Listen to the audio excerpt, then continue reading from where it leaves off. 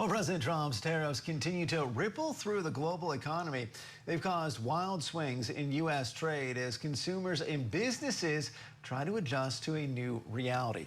Scripps News national correspondent Katia Tubman is live for us from New York. And Katia, we got some new data on international trade today. What did it show us?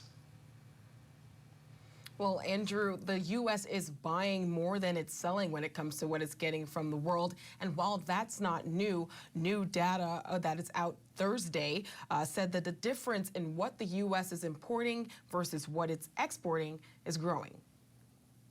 America's trade deficit widening in July, ballooning to more than $78 billion, up 32.5% from the month before, according to new federal data out Thursday. America's imports and exports imbalance comes as President Trump's tariffs continue to ripple through the global economy, despite the president imposing the tariffs in part to bring down the trade deficit. In short, chronic trade deficits are no longer merely an economic problem. They're a national emergency that threatens our security and our very way of life. The latest figures show U.S. imports were up nearly 6% in July as American consumers and businesses rushed to stock up on goods ahead of the new set of August tariffs. Well, I think people just want prices to not be high, and I'm trying to do that as best as I can, but I've been forced to raise my prices about 20% because of these tariffs. For small business owners like David Levi, the tariffs have already impacted operations. Levi is a plaintiff in a case challenging the legality of President Trump's tariffs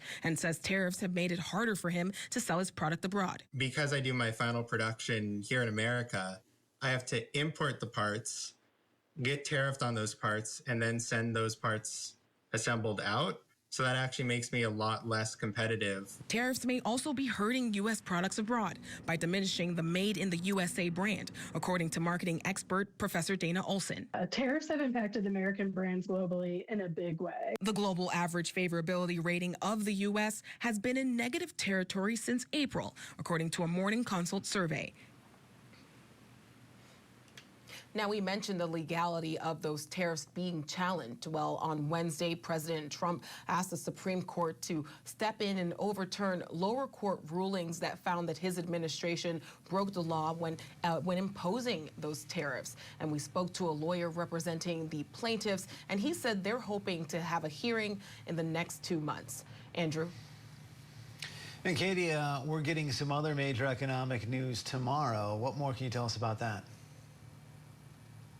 That's right, we are, Andrew. We'll be getting the August jobs report, and that's what we're expecting to see, how many jobs the economy added, as well as the current unemployment rate. We're also paying attention to how the Fed will be looking closely at those numbers as is expected to meet later this month. Andrew? Scripps News national correspondent Katia Tubman for us. Katia, thank you. Thank you.